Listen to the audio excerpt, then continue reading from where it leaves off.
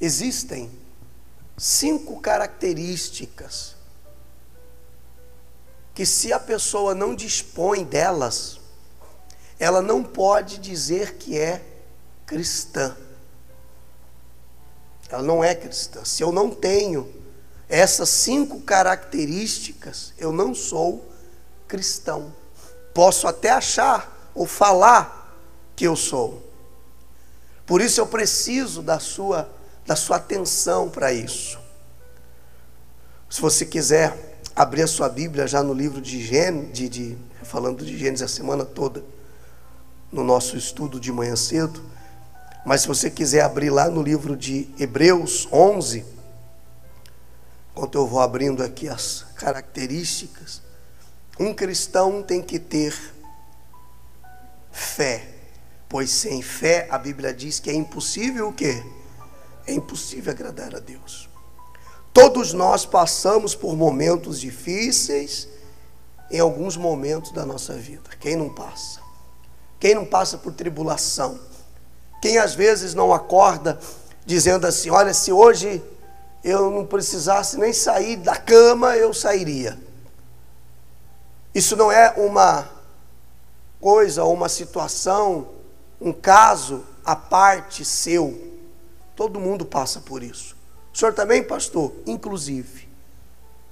Mas nós não podemos, como disse o apóstolo Paulo, podemos estar sendo perseguidos, mas nunca abatidos, nunca destruídos, nunca abrindo a nossa boca para confessar derrotas.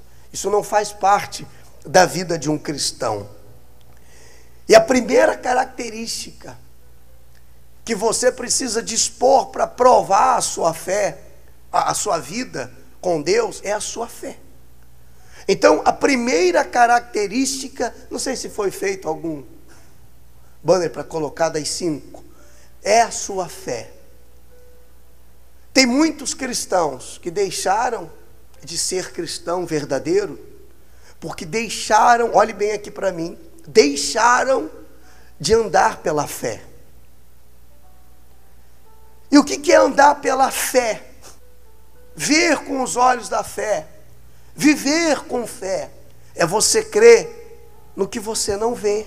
É difícil, eu sei, mas assim é o nosso Deus. Nós não vemos Ele, nós não tocamos nele, não temos uma imagem. Quando antes quando eu era católico com a minha família, e nós tínhamos uma imagem que a gente podia tocar, que a gente podia ver, que a gente podia mudar de lugar, só não podia derrubar no chão que quebrava. Tinha olhos, mas não via, tinha ouvidos, mas não ouvia. A Bíblia fala sobre isso, inclusive a Bíblia do Papa, a Bíblia do Padre, a minha Bíblia, a sua Bíblia fala desses deuses que não falam, tem boca, que não vê, mas tem olhos.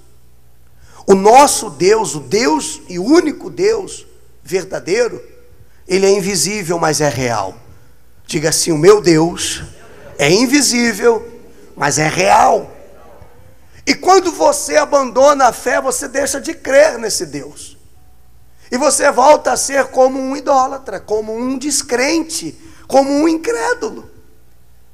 E sabe o que anula a fé, pessoal? O que anula a fé? A fé é a arma mais poderosa que Deus deu ao seu povo. Olha, não precisa você me ver, não precisa você tocar em mim, basta você crer.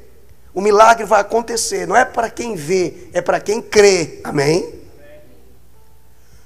Qual é a arma que Satanás tem e usa para anular a fé? Quem sabe? Se a fé, pela fé, entendemos que foi o universo formado pela palavra de Deus, de maneira que o visível, hoje o que nós vemos veio a existir, das coisas que não aparecem, foi no versículo 4, das coisas, pela fé, tudo foi acontecendo por causa da fé. Desde Abel, tinham 4 seres humanos na terra, e ali a fé já começava a se manifestar. A fé é a força que nós temos para todos os dias continuarmos lutando pelos nossos sonhos. Se você abandona a sua fé, você deixa de obedecer a palavra de Deus. Como é que você vai obedecer alguém que você não sabe se existe? Não sabe se te ouve? A única garantia, ou a única coisa que me garante que ele é real, é o quê? É a minha fé. Então, se eu abandono a fé, eu começo a andar como um homem comum. Mas você não é uma pessoa comum, desde o dia que foi revelado Jesus para você. Você não é uma mulher comum.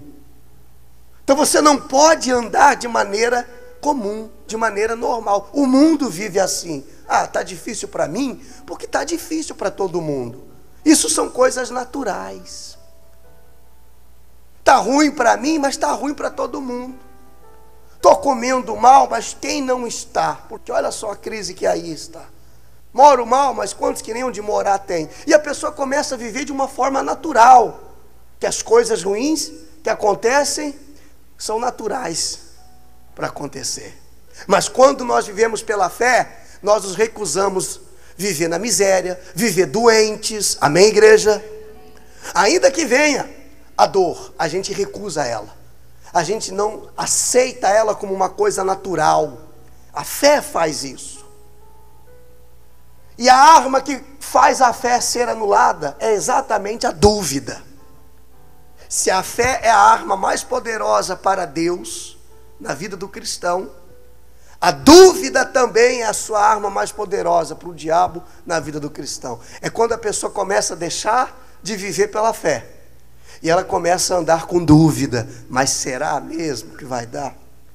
O pastor pregou, o pastor orou, falou. Foi uma manhã abençoada na igreja. Mas será mesmo que vão sair dessa? Será que tem jeito para o meu familiar? Essa pessoa não está andando na fé. Ela está andando com dúvida.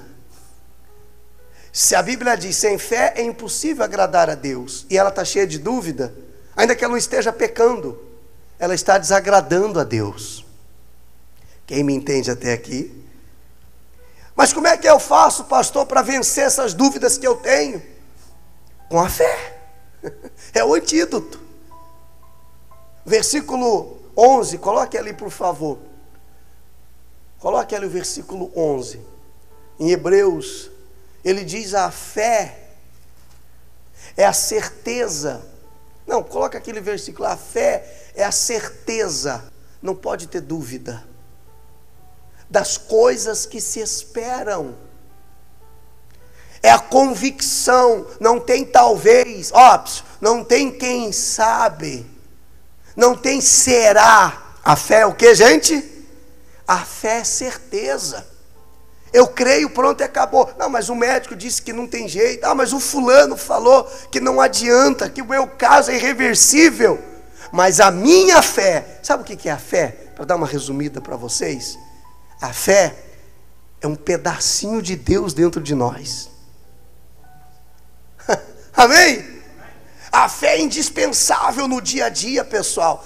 A voz da fé, a voz de Deus. Porque você pode ver que sempre tem duas vozes. Uma voz que diz, não, mas vai dar. Não, vai acontecer. Essa é a voz da fé. A voz da fé é sempre positiva. E a voz da dúvida é sempre negativa. É bem fácil para você descobrir o que está prevalecendo na sua vida, no seu dia a dia, desde que você acorda até a hora que você vai dormir. Porque a voz da fé sempre é positiva, sempre manda você ir, sempre fala para você que vai dar, sempre traz uma esperança, uma luz no fim do túnel. A fé faz isso. A dúvida sempre faz você ter um pé o quê? Atrás. Sempre. Tá bom. Eu creio, mas... Não, ou crê ou não crê. Eu confio, mas... Não, ou confio ou não confio, não tem mais. Não tem talvez. Estou sendo claro com vocês? Será que eu estou conseguindo? Quem está entendendo? Isso é tão antigo. Quando eu cheguei na igreja há 22, 23 anos atrás, foi a primeira coisa que eu aprendi. Que sem fé é impossível agradar a Deus. A primeira característica que tem que ser uma constante na vida do cristão é a fé. É pela fé que você obedece a palavra. É pela fé que você é curado. Quando vinha o doente, Jesus orava pelo doente. É 11:1, desculpa, eu falei 11:11, né? É 11:1. Quando vinha o doente falar com Jesus, Jesus curava. E dizia para o doente o quê? A tua fé te curou. Jesus sempre foi um estimulador da fé. Jesus sempre quis acender a chama da fé dentro das pessoas que seguiam Ele. Porque naquele momento Ele era homem, humano. Ele não queria que as pessoas dependessem de coisas visíveis, mas que dependessem da sua fé. Anda na minha presença, Ele falou para Abraão, e seja perfeito. Abraão foi considerado o pai da fé. No meio do deserto, ele plantava e colhia. Depois vem Isaac, o seu filho, a mesma coisa. Quando você abandona a fé, você deixa de obedecer. Você deixa de praticar os mandamentos. Porque a fé também, se a fé faz eu entender que existe o céu, a fé também vai me fazer eu entender que existe o inferno. Não vai me causar dúvidas. Eu não vou contrariar o que está escrito nas Sagradas Escrituras. Deus fala que pela fé Abel ofereceu a Deus sacrifício melhor ao sacrifício de Caim.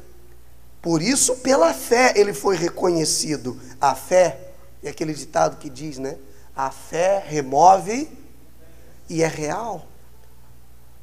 Jesus disse, se você tiver fé do tamanho de um grão de mostarda, e você disser a esse monte, sai daqui e lança-te para lá, aí ele fala assim, ó, e não duvidares em seu coração, tal coisa se sucederá. Mas não é que eu vou parar, eu tenho que ter uma fé inteligente. O que é uma fé inteligente? É usar a minha fé para aquilo que é devido.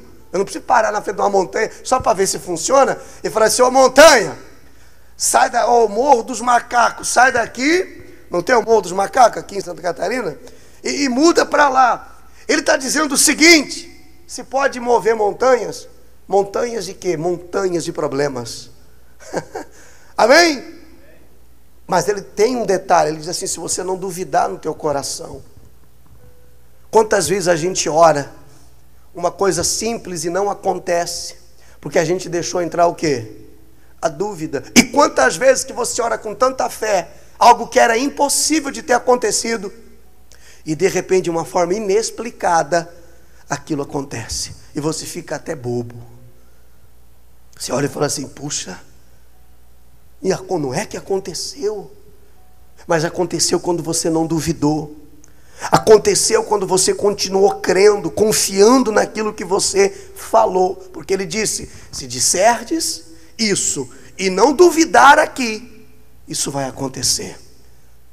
Mas não aconteceu, pastor. Na hora que eu falei, o momento, o tempo, grave isso. O tempo pertence ao Senhor.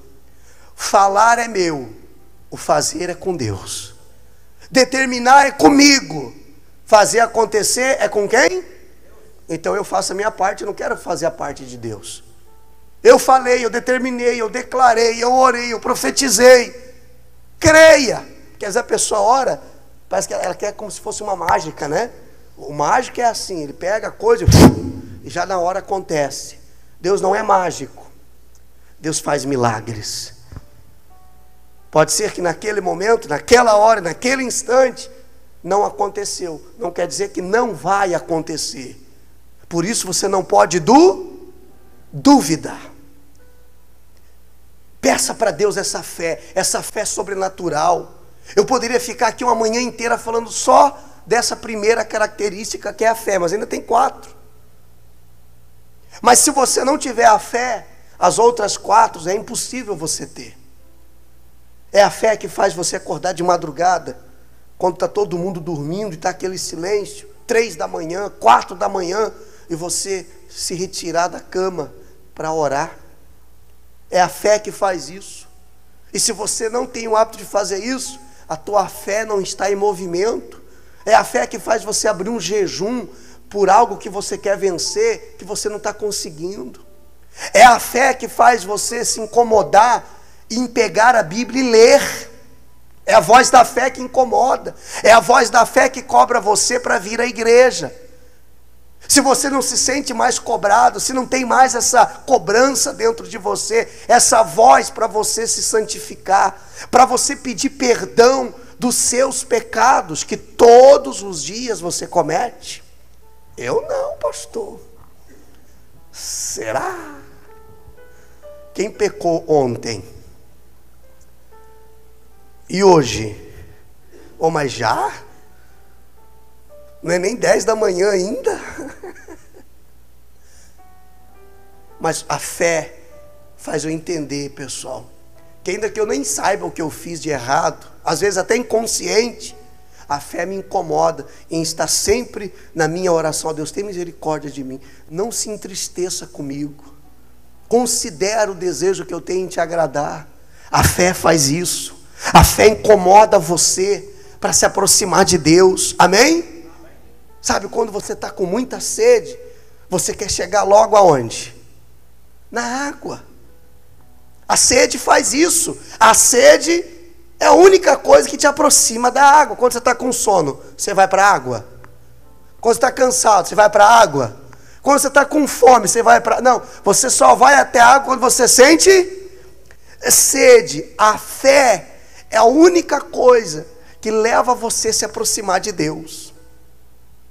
Então, se você abandona a sua fé, deixa a fé de lado, você se aparta da presença de Deus. Logo você se torna, como eu disse no início, uma pessoa comum. Segunda característica, pessoal, que o cristão dispõe, ele se torna imitador de Cristo. Ele vai pensar da seguinte forma: bom, se eu sou cristão, o que é cristão? Seguidor de Cristo. Então eu tenho que fazer, eu tenho que imitar o que Jesus fazia. É agir como Cristo agiria se estivesse no lugar dele. Quando você tiver qualquer dúvida se é certo ou errado fazer, porque tem gente que ela vive assim, ela quer que os outros falem para ela se é certo ou errado. Você faça uma pergunta simples. Quando você estiver diante de uma situação e você pensa assim, é certo ou é errado? Pergunte assim, ó: Jesus faria ou não faria? Porque se eu quero ser cristão, se eu quero ser salvo, eu preciso imitar a Cristo Jesus. Diga amém. E aí você vai chegar na conclusão rapidinho. A tua fé, lembra da fé? A tua fé vai dizer para você que sim ou que não. Ser imitador de Cristo. O que Jesus ensinava, pessoal? Jesus ensinava a gente orar pelos amigos e orar também pelos inimigos. Amar os amigos e amar também os inimigos. Tá bom, né? Tá bom, pastor. Eu vou falar para o senhor o que eu quero que aconteça com os meus inimigos. Mas isso não é atitude cristã. E pronto. Você tem todo o direito em reconhecer que tem vontade de pegar pelo pescoço a sogra, a cunhada, a vizinha. Mas tudo bem. Só que você não está sendo um verdadeiro cristão. Você precisa entender isso. Que a gente está aqui hoje, pessoal, para trazer a verdade. Diga assim, e graças a Deus por isso. Ou você queria estar diante de alguém que só quer te agradar com palavras bonitas? Eu estou aqui para ser libertador na sua vida, para trazer palavras que saram a sua alma, que livram você da escravidão, porque assim fizeram comigo. Eu só pude vencer e conhecer Cristo de verdade quando alguém foi pastor, homem de Deus na minha vida, falou a verdade que doía, eu ficava com raiva dele.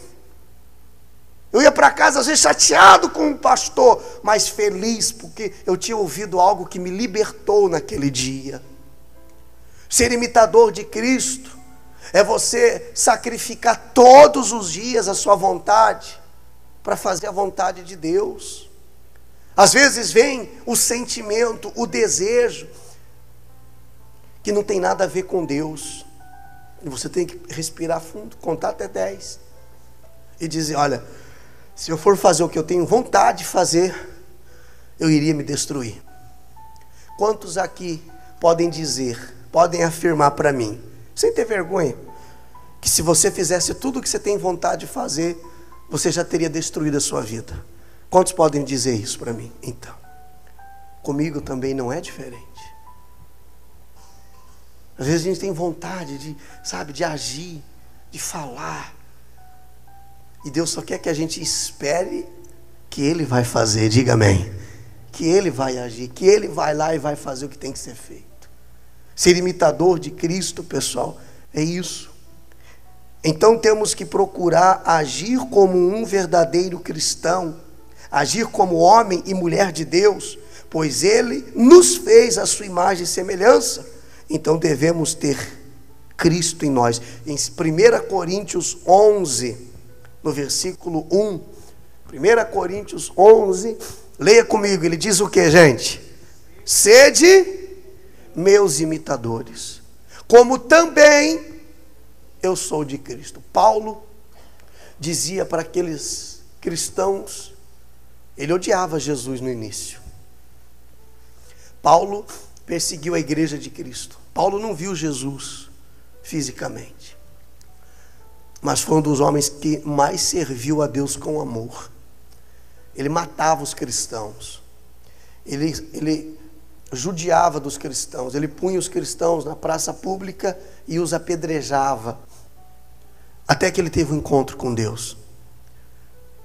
E ele que fazia tudo o contrário de Jesus, agora convertido, agora, essa é a palavra, porque só faz o que Jesus fazia quem é convertido. Quem não é, diz assim, eu não consigo, não dá, é muito difícil. Mas quando a pessoa se converte, nasce de novo, ela desce as águas, ela enterra a velha criatura, ela vai ter prazer, não vai fazer por obrigação. Ah, eu só não faço isso porque agora eu sou crente, porque agora eu sou da igreja, mas eu estou com a vontade de fazer. Não, isso não é cristão, isso é religioso, isso é ser religioso. O cristão fala assim, não tem problema não, se está agradando ao meu Senhor, eu faço com alegria. Amém? Terceira característica de um cristão. A primeira é a fé, a segunda é o quê? Imitar a Cristo. Com o marido, com a esposa, com os filhos, com os colegas de trabalho. Simples, o que Jesus faria se estivesse no meu lugar? O terceiro, espírito de servo. Se você, se eu, se nós não estivermos dispostos a servir, nós não podemos ser chamados de servos, servos de Deus. Porque há pessoas, aqui não tem gente assim, mas eu conheci pessoas que elas dizem que são servas de Deus, mas a única coisa que elas fazem na igreja é buscar serem servidas. Eu quero isso, eu quero aquilo, eu preciso disso, eu preciso daquilo. Isso não é ser servo, isso é ser senhor. Quem pede é o Senhor, quem faz é que é o quê? É servo. E ela trocou as bolas, ela quer ela ser senhor, senhora de si, e quer que Deus sirva a ela. Porque você vê a pessoa na igreja, Deus olha para ela, já está o quê? Pedindo. Está errado eu pedir, pastor? Não está errado. Aliás, não é que está errado pedir, é que quando você dá, você recebe naturalmente. Amém, igreja? Então o segredo para receber é dar, é servir. Quantos na igreja que quando tem um evento social, quando tem uma causa social, elas não estão nem aí. Eu já tenho os meus problemas, elas dizem. Problemas? Eu já tenho os meus. como o pastor Fábio sempre fala, já tem gente fazendo. Tá, mas se eu sou cristão, eu tenho que ter prazer em servir, ter alegria em servir, e em ir até alguém que está sofrendo, precisando de uma cesta básica. Às vezes nem de um alimento, de um abraço, sabe? De uma mensagem, que as pessoas só entram na rede social para distratar as outras. Mentira ou verdade, gente? Para humilhar, para julgar. Então, ser servo não é isso que a gente está fazendo, pessoal. O que a gente está fazendo é ser Senhor. A gente só quer, venha a nós, e o vosso reino nada. Sabe, não há uma preocupação com a minha igreja. Eu sirvo a Deus, eu sirvo a minha igreja também. Também sirvo o meu pastor. Como que eu sirvo a minha igreja? Como é que eu sirvo ao meu pastor? Como é que eu sirvo as pessoas? Porque Jesus disse, aquele que quiser ser o maior, que comece servindo o menor. Se eu tenho que servir o menor, imagina a Deus, que é o maior de todos. Como é que eu sirvo as pessoas? Como é que eu sirvo a minha igreja? Quantas coisas eu posso fazer pela obra de Deus e eu não tenho feito mais? Quantas coisas eu posso doar ou me doar? Quantas vezes eu posso me doar e eu não o faço? Mas eu quero receber. É legal receber. É bom estalar o dedo e o garçom vir correndo com a bandeja e dizer, aqui está, senhora. Sim ou não? O difícil é levantar da cadeira e ir lá buscar. E é isso que Deus espera um pouquinho de cada um de nós, porque Ele tem nos dado, Ele tem nos abençoado. Quem concorda com isso? Até aqui Deus tem sido conosco. Olha você aí, nem era para você estar aqui, como diz aquela canção, mas olha você aqui. Deus tem sido com você, Deus tem servido você, Jesus tem nos servido. E cadê os servos dele? Quando Deus chamava Abraão, dizia assim, Abraão, na hora Abraão parava tudo e dizia assim, ó, eis-me aqui, Senhor. O servo, a coisa mais importante na vida dele é servir o seu Senhor. Não é depois eu faço Deus. Hoje eu não vou porque eu tenho um compromisso. Hoje eu não vou porque eu estou cansado, sabe? Hoje eu não vou porque não acordei bem. O servo está sempre o que, igreja? Sempre disposto. Se ele estiver feliz, se ele estiver triste, se ele estiver na festa, se ele estiver no luto, ele está sempre disposto a servir ao seu Senhor. Ser servo é estar pronto para fazer a vontade de Deus. E fazer a vontade de Deus é ajudar os outros, sem querer algo em troca, amém? É você dar sem ficar esperando receber. É alegria, é ter prazer em fazer o que o Senhor lhe ordena. Seja a atitude de vocês a mesma de Cristo, que embora sendo Deus, olha bem, embora Jesus sendo o próprio Deus, aqui embaixo, não considerou que o ser igual a Deus era algo que devia apegar-se, mas esvaziou-se a si mesmo, vindo a ser servo, tornando-se semelhante aos homens. Filipenses 2:5, põe aí por favor. Ele foi servo. Jesus disse assim, ó, eu vim para servir vocês. Eu imagino, se Jesus veio para servir, eu vim para quê? Né? Então nós temos que, você está vendo uma coisa, puxa a outra. A fé me faz crer que Ele é Deus, imitar o que Ele fez, e agora servi-lo. Diz assim, ó, tende em vós o mesmo sentimento que houve também em Cristo Jesus. Mudei. Pois ele, se substituindo em forma de Deus, não julgou como usurpação o ser igual a Deus. Antes, porém, a si mesmo se esvaziou, assumindo a forma de que, igreja? A forma de servo.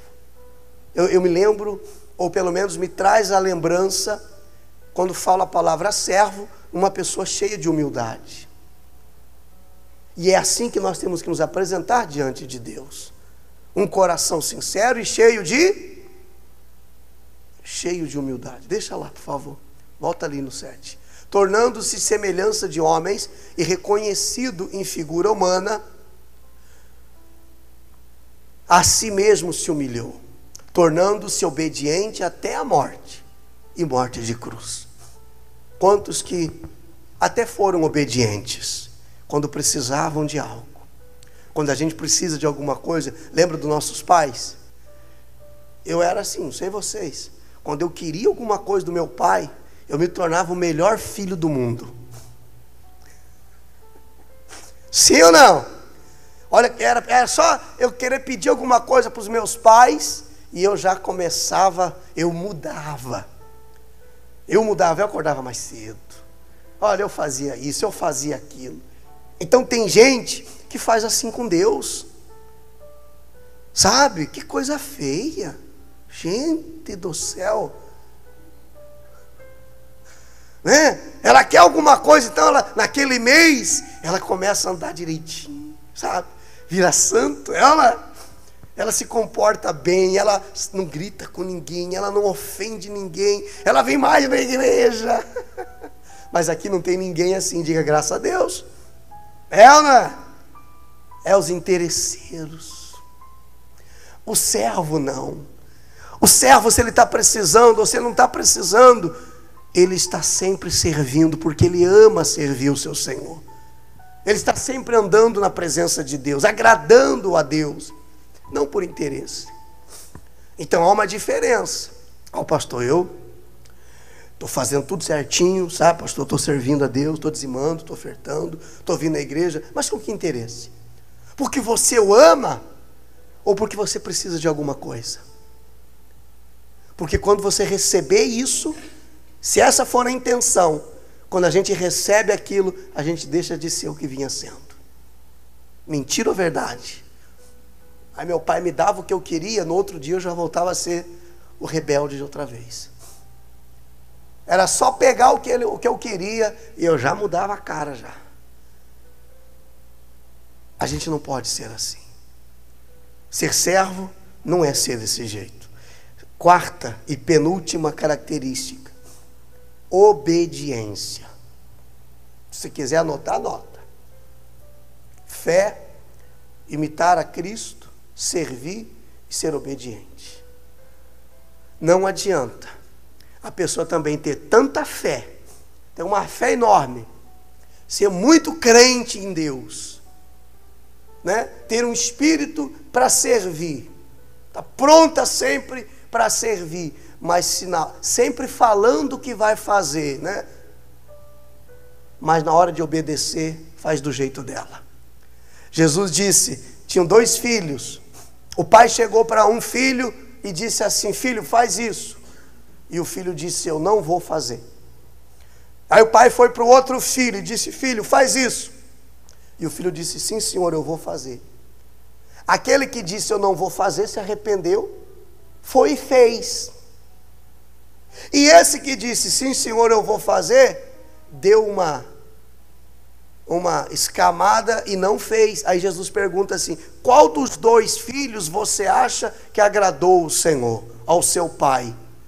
O que disse não vou fazer se arrependeu e fez? Ou o que fica dizendo eu vou fazer, mas nunca faz? Qual que agrada, o primeiro ou o segundo? É claro que é o primeiro. Quer dizer, a pessoa naquele momento, naquela hora, ela não está afim, mas ela sabe que ela precisa. Às vezes a gente demora para obedecer, mas nós reconhecemos que precisamos obedecer, pois é pela obediência, repita, é pela obediência à palavra de Deus que Ele se manifesta em minha vida. Ele não pode se manifestar na vida de um filho desobediente. Ele ama os 2. O pai ama tanto um como o outro, sim. Agora, quanto a abençoar, ele precisa ser justo. E ele só pode abençoar, porque senão ele contraria ele mesmo. Ele só pode abençoar e honrar aquele que é, o que, igreja? Obediente. Essa é uma das principais características, pessoal. Porque ultimamente a falta de obediência tem sido a causa de muitos fracassos espirituais. A pessoa vem na igreja, ela ouve, se alimenta, está obesa. Sabe, está obesa de tanto ouvir, de tanto receber, de tanto se alimentar das coisas de Deus. É como quando a pessoa só come, e ela não procura fazer nenhum tipo de exercício físico. Ela vai o quê? Engordando, sim ou não? Assim é a vida espiritual. Ela está cheia de conhecimento, mas está vazia de atitude e de obediência. Se você vai falar com ela, ela diz assim, ó, eu já sei. Olha esse demônio, eu tenho uma raiva dele. O demônio chamado eu já sei. Isso é um demônio. Tudo que você vai falar para a pessoa, ela fala, não, pastor, isso eu já sei. Eu já sei que eu tenho que fazer isso. Eu já sei que eu tenho que fazer aquilo. A esposa vai conversar com o marido vai falar, não, eu já sei que eu tenho que fazer isso. Por que que a gente não faz? Sim ou não? A gente sabe. A gente não pode cair nesse engano. Obediência à palavra de Deus, está lá em 2 Coríntios 10, 5. Já estou indo para o fim já, viu, gente? Não distraia. Volta para cá. Quem foi para casa preparar o feijão, o almoço, volta para cá que não acabou o culto ainda não. Amém, gente? Quer dizer, a pessoa está aqui, já está lá na casa dela, lembrando da louça que tem que lavar, do fogão que tem que limpar. Não, volta para cá que não acabou ainda. E toda altivez que se levante contra o conhecimento de Deus, e levando cativo todo pensamento à obediência de Cristo, e estando prontos para punir toda desobediência, uma vez completa a vossa submissão. Todo pensamento que vem para você desobedecer a palavra de Deus, os seus princípios, porque além da palavra de Deus, você tem os seus princípios, que você aprendeu desde criança, que você não deve abandoná-los, amém? De ser honesto, de ser fiel, de ser justo. E agora a gente, conhecedor da palavra de Deus, devemos nos submeter à palavra dele, desejar ser obediente. Não é fácil, não é para quem, não é para todo mundo, é para quem realmente quer, é para quem realmente deseja. E para finalizar, a última característica que eu considero a mais importante, pessoal. Depois da fé, depois de ser imitador de Cristo, depois agora de estar servindo a Ele, agora estou obedecendo a palavra dEle, eu preciso buscar constantemente o temor a Deus. Porque de tudo que nós falamos aqui, se a pessoa, se o ser humano não tiver temor a Deus, não adianta de nada. Ei, não é medo de Deus. Temer não é ter medo. O temor vem de respeito. Amém? Existe o temor e existe o medo. Não é ter medo do inferno, medo de ser punido, medo de ser castigado. Ei, Deus não pune, não castiga. Nós só colhemos os frutos daquilo que nós plantamos. Nós só estamos arcando com as consequências daquilo que nós provocamos. Eu fiz algo errado, pastor. Eu pedi perdão. Eu me arrependi, pastor. Como é que vai ser agora? Você está perdoado, você se arrependeu, abandonou, sim, está perdoado. Não quer dizer que não vai sofrer as consequências. Então isso tem que ficar claro para nós cristãos, porque Deus perdoou, está livre, está salvo, foi purificado, mas o preço tem que ser pago. Então por isso que a gente tem que pensar antes de fazer, de agir, E aí o temor a Deus faz isso conosco. Quando eu falo sobre esse temor a Deus, eu sempre digo isso. Quando o cristão peca, quando o cristão cai em tentação, seja prostituição, seja no roubo, seja nos vícios, seja fazendo algo abominável ou não, mas que é errado, ele sente uma dor depois que faz. Ele sente uma dor. O que é essa dor? Essa dor é o pecado. Essa dor na alma é o pecado. A pessoa sente uma angústia, sente um aperto. Parece que alguém pegou o coração dela e fez assim, ó. Está esmagando o coração dela. Então sempre que o cristão, quem conhece a palavra de Deus, comete um pecado, ele sente essa dor. Isso é inevitável. Não adianta que todo mundo sente essa dor. A pessoa mente, depois que ela mentiu, inventou uma história, ela cai em si, como o filho pródigo, a Bíblia diz que ele caiu em si e viu a besteira que fez. Não precisa ninguém acusar ela, não precisa ninguém apontar o dedo, ó, você fez isso, está errado. Não, a consciência é o maior juiz da nossa vida. A consciência já vem e diz, ó, está errado. E o teu coração faz assim, ó, você sente uma dor. Aí, tem duas atitudes que podem ser tomadas, tem duas opções, mas uma é correta e outra é errada. Primeira, é sentir remorso. O que é remorso? Não devia ter feito. Ah, meu Deus. Eu não devia ter feito isso. Estou perdido. E agora? O que vai ser da minha vida? E chora, e chora, e ranho, e lágrima, e chora. Quem está entendendo? Passa meia hora, passa 20 minutos, passa um dia, tem a oportunidade de fazer de novo. O que ela faz? Faz de novo. Sentiu só remorso. Sabe que não devia fazer. Reconhece que está errado. Mas falta o temor a Deus. O temor a Deus faz ela falar com a consciência, não com o coração. Isso aqui que eu fiz foi só com o coração, só sentimento, só remorso. Você já ouviu falar da lágrima de crocodilo? Quem sabe por quê? Por que fala lágrima de crocodilo? Sabe? Sabe? Não sabe? Eu vou te contar então. Só ela que não sabe. Lágrima de crocodilo é porque assim, ó, a mamãe crocodilo, quando ela tem os seus filhinhos, é sua filhinha ela? É. Quando a mamãe crocodilo tem seus filhinhos, não estou chamando de crocodilo não, tá, filha? E não alimentam ela, principalmente quem está no os crocodilo em cativeiro, e dá fome, sabe o que a mamãe crocodilo faz? Come os filhos. Come os próprios filhotes. E aí se farta. Quando ela vê que comeu os próprios filhos, ela chora. Sai lágrima e tudo. Um bicho daquele tamanho, feio daquele jeito, chora. Aí faz a digestão dos filhos. Tinha 4, comeu 2, ficou 2. E aí vem a fome de novo. E sabe o que a mamãe crocodilo faz? Come os outros 2. Então não são lágrimas de crocodilos que resolve, mas o arrependimento e o temor a Deus que faz isso. Ninguém consegue se arrepender se não tiver temor a Deus, pessoal.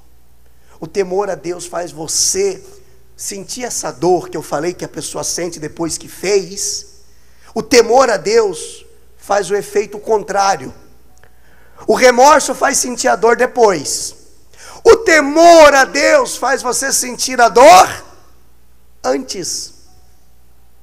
Antes de fazer, a pessoa já fala assim, já dá aquela dor no coração dela. Fala, não vou fazer. Não está legal. Eu fazia isso, mas isso não faz parte mais da minha vida. Quem está entendendo? Por isso que quando eu falo do temor a Deus, eu acho a característica principal, o que segura você na igreja, o que segura você na presença de Deus, é o que leva você para o céu. Porque às vezes, lembra de Davi? Davi disse assim, Senhor, põe o teu temor no meu coração todos os dias, para eu não pecar contra ti. O temor antecede o pecado, e o remorso sucede o pecado. O remorso vem depois, a dor vem depois, mas aí já é tarde. E o temor faz você sentir essa dor antes. Lembra de José? Os irmãos dele venderam ele, os irmãos dele jogaram ele na cisterna, os irmãos dele queriam matar ele. Depois a mulher de Potifar queria agarrar ele, tirou a roupa dele, partiu para cima dele. E ele não se deixou levar pelo sentimento de ódio, de mágoa, de vingança com os irmãos. Não se deixou levar pelo sentimento ou pelo desejo sexual com a mulher do seu patrão, porque ele tinha temor. Ele disse: eu não vou entristecer o meu patrão e não vou entristecer o meu Senhor. O temor a Deus faz você pensar antes, e o remorso faz você pensar só depois. Por isso que nessa oração que a gente vai fazer agora, já estou finalizando, você vai pedir a Deus que ponha esse temor dentro do seu coração, para você não pecar contra o Senhor, não se apartar da presença dEle. Tem um versículo que diz assim, ó, Salmo 111, verso 10. Salmo 111, verso 10. O temor do Senhor é o princípio da sabedoria. Revelam prudência todos os que o praticam. Amém? O que é prudência? Cuidado. O alarmezinho de atenção piscando, a luzinha amarela piscando. Não, o temor faz isso. O temor acende o sinal de alerta. O seu louvor permanece para sempre. Que essa luzinha amarela de alerta, pessoal, nunca pare de piscar na sua vida espiritual. Amém? Que quando vierem as tentações, quando vierem as lutas, os pensamentos imundos, as coisas ruins, essa luz comece a piscar assim, ó, em nós. Porque se numa dessa a gente fala é só um pouquinho, é só um tempinho, e Jesus volta, a gente vai tudo para o inferno. Pronto, falei, é isso. Amém?